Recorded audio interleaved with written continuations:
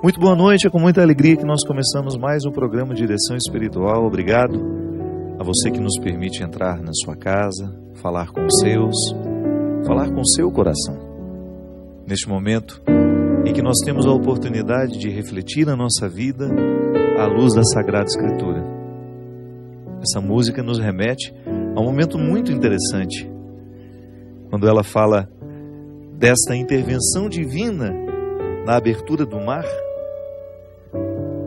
Quando Deus agiu em nome de seu povo, quando Ele realizou, Ele participou.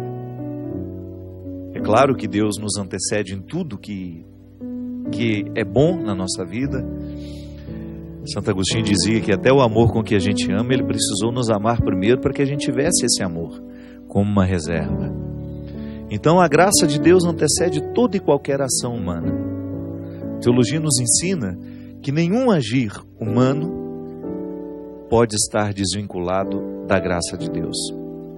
Quando eu falo agir humano, eu me refiro a tudo aquilo que é parte do contexto humano, tudo aquilo que é irrenunciável em nós. Então alguém bate à porta da minha casa, está com fome, eu ofereço alimento. Deus move o meu coração para essa caridade, mas quem realiza o gesto sou eu. Não é assim que funciona?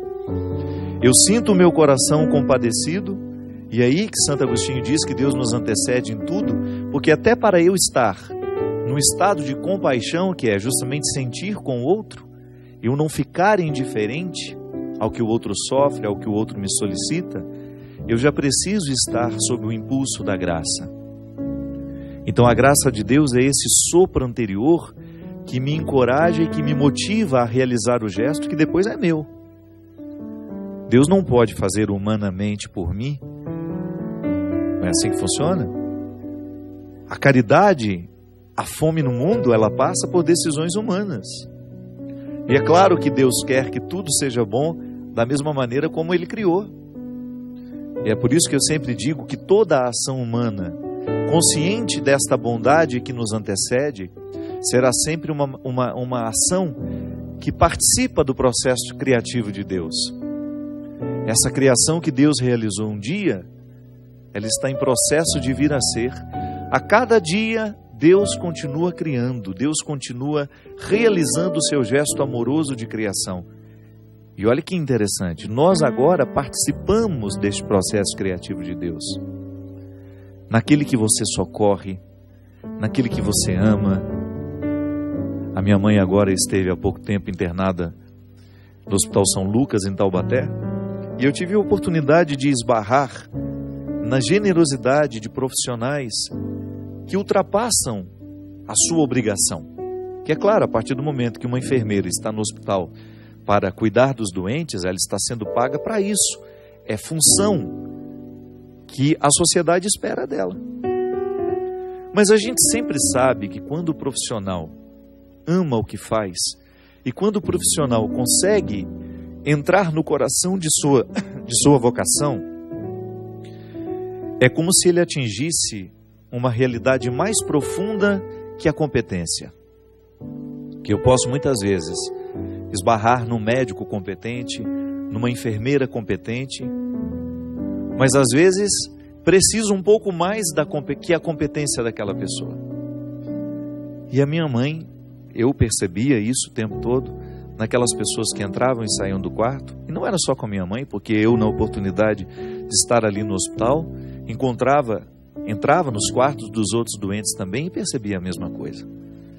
Quando você identifica que alguém está tomando posse da possibilidade de aliviar o sofrimento do outro, não só com um medicamento ou não só com um procedimento, mas também com o seu olhar, com a sua palavra amorosa.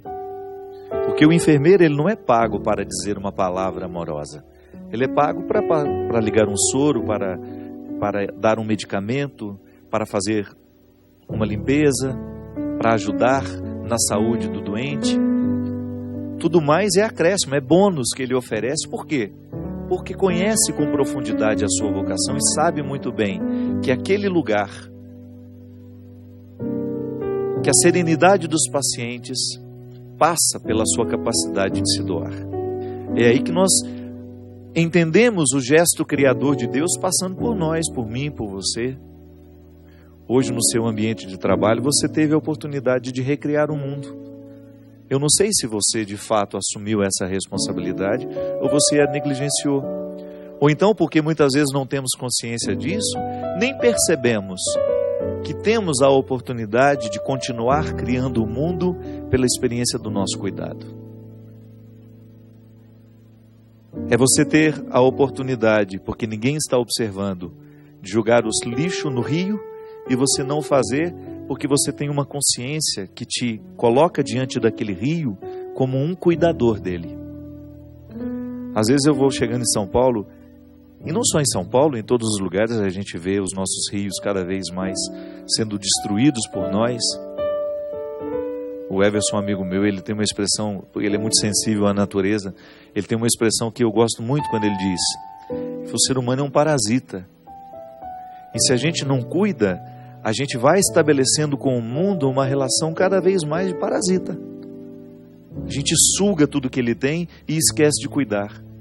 Então, quando a gente vê um rio poluído, onde é que está a nossa responsabilidade em permitir que Deus continue criando aquele rio através do nosso cuidado? E é assim, por isso que a gente fica tão encantado quando a gente vê e encontra uma natureza preservada. Eu lembro que nessa última viagem que nós fizemos para a Itália, do nosso deslocamento que a gente fez até Cássia, a cidade de Santa Rita, a gente foi passando por lugares tão bonitos, e um rio cristalino cortando o tempo todo aquele nosso caminho. Uma oração que eu fiz: meu Deus, que ninguém descubra que este lugar exista, né? Existe. Que ninguém venha aqui macular essa natureza tão preservada. Minha gente, se cada ser humano tivesse a consciência da sua responsabilidade diante do mundo criado, nós não estaríamos vivendo este caos que a gente vive hoje, de recursos naturais, por exemplo. Não viveríamos hoje essa escassez de água, porque nós consumimos demais, nós não temos respeito pela natureza, nós desperdiçamos o tempo todo. Para a gente lavar um copo, a gente gasta quase 2 litros de água, ou mais.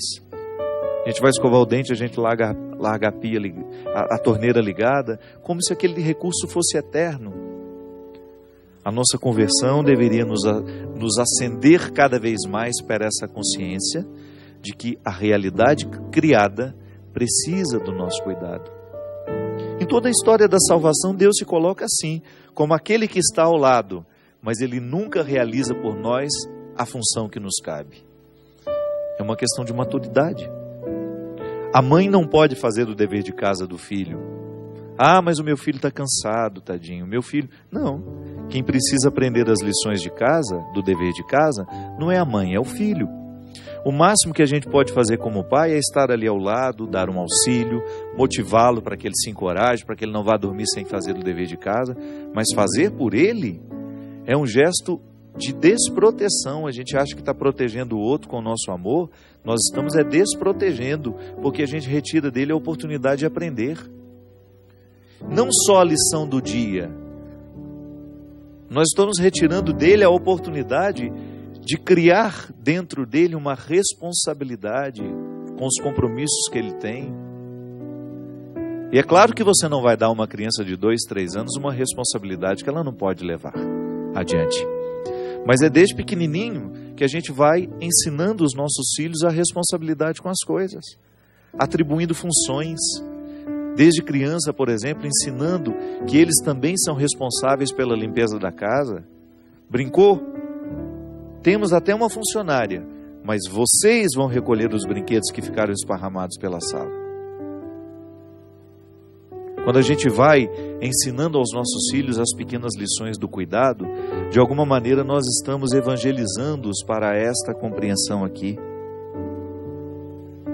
Deus sempre esteve ao lado do seu povo, mas não fez por ele o que ele deveria fazer. É como aquela passagem que Moisés está conduzindo a saída do povo do Egito, rumo àquela terra prometida que já estava desde muito tempo na cabeça e no coração deles. O tempo do exílio foi o tempo da escravidão, o degredo do corpo, da cultura, o esquecimento, né? Porque naquela escravidão eles não tinham o direito nem de rezar as suas rezas. Eles não eram livres. Então Moisés, porque recebe aquela missão, porque sente no íntimo do seu coração a voz de Deus, conduzindo a conduzir aquele povo num processo de retirada, rumo a essa terra prometida, se depara diante do mar. Então, entre o povo e os cavalos do cavaleiro, do faraó, cavaleiros, né, e cavalos que estavam vindo para pegar esse povo de volta, a mando do faraó, existiu o mar. Esse povo precisava transpor aquele mar, porque senão voltaria à escravidão do Egito. E Moisés reclama com o Senhor: e agora? O que eu faço?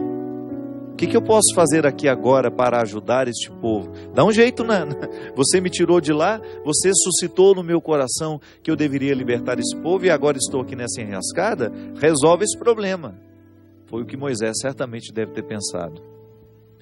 E em Êxodo, capítulo 14, versículo 15, a resposta está dada de maneira clara e que serve para a gente pensar muita coisa na nossa vida hoje.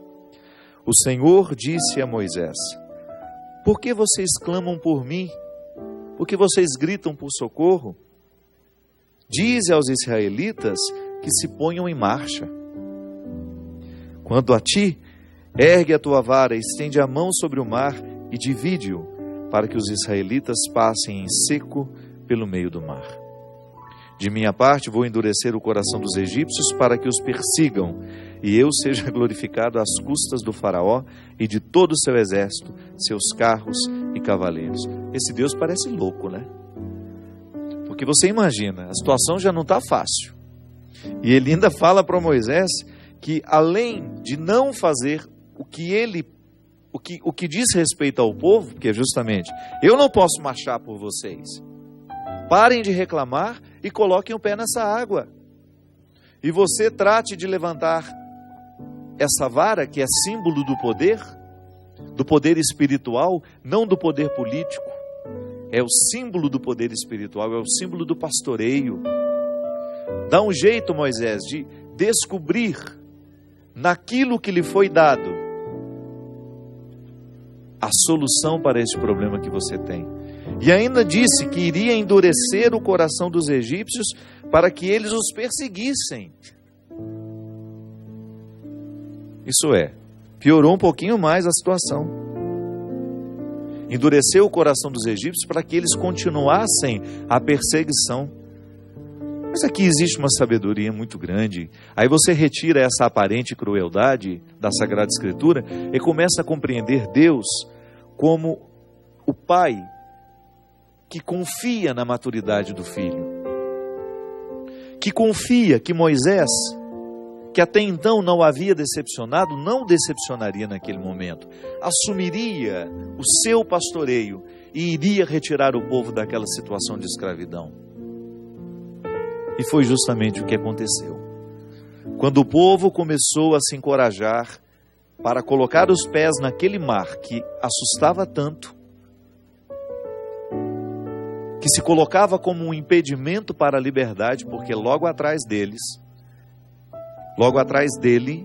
estava Faraó, estavam os seus soldados de corações endurecidos, ameaçando aquele projeto de liberdade.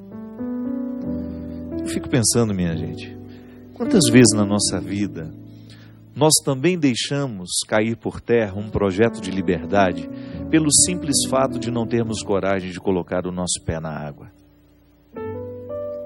Tantas coisas deixam de acontecer na nossa vida, tanta libertação deixa de se tornar uma realidade pelo simples fato da gente não ter coragem de desafiar os males que nos amedrontam, que nos ameaçam.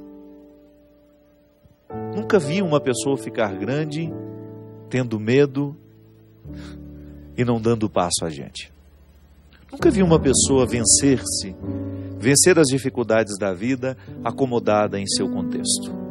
Será sempre uma atitude de coragem, de colocar o pé naquele lugar que nos amedronta. A psicologia nos ensina que para a gente vencer um trauma, nós temos que olhar de frente. Quanto mais a gente tem medo, mais aquela realidade que nos amedronta ganha poder sobre nós. A fobia é justamente aquele medo exacerbado de uma determinada realidade que só pode ser curada, essa fobia só pode ser curada à medida em que a pessoa começa a ter pequenos contatos, que não pode ser de uma vez, porque senão o trauma se estabelece de maneira ainda mais definitiva. Aos poucos aquela pessoa vai tocando aquela realidade que lhe provoca uma fobia, que é um medo sem controle. Porque uma coisa é eu ter medo, outra coisa é eu ter fobia. A fobia já é um estado mental que exige muito cuidado. Uma pessoa, por exemplo, por ter fobia e ser exposta a essa realidade que provoca nela a fobia, pode ter um ataque do coração. Mas com a ajuda terapêutica, aquela pessoa vai tomando contato, aos poucos, em porções controladas, né? Sabiamente estabelecidas ali, como uma meta, como um processo, é processual, até que aquela fobia se desfaz. É assim que a gente cresce. Às vezes a gente olha o mar, acha ele grande demais, mas à medida em que a gente arrisca colocar o nosso pé na direção daquele grande desafio que até então nos amedrontava, a gente vai se encorajando até estar do outro lado. É igual emagrecer, é igual assumir uma vida saudável. No início é tudo muito difícil. A gente pensa, eu não vou dar conta de chegar do outro lado. E de repente, dia após dia, nós vamos experimentando essa coragem que nos possibilita chegar ao outro lado. É como vencer um vício. Se você propõe a alguém que fuma, por exemplo, vamos pegar o mais simples dos vícios, o cigarro, e você diz a ela, vamos parar de fumar. Aquele mar é imenso diante dela.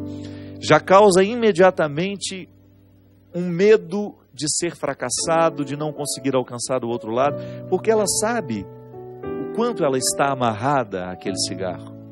Ela sabe muito bem o significado daquela dependência. Se eu não consigo ficar 1 hora sem fumar, imagina um dia inteiro. Imagina 2, 3, 4, uma semana, um mês, um ano. Pois é. Mas ninguém para de fumar sem vencer a primeira hora, sem vencer a segunda, sem vencer a terceira, a quarta, o primeiro dia, o segundo, o terceiro, o quarto, o primeiro mês, o primeiro ano. É só assim. Deus nos fortalece à vontade à medida em que nós exercemos essa vontade. Deus vai nos dando o amparo e o chão à medida em que a gente se dispõe a caminhar.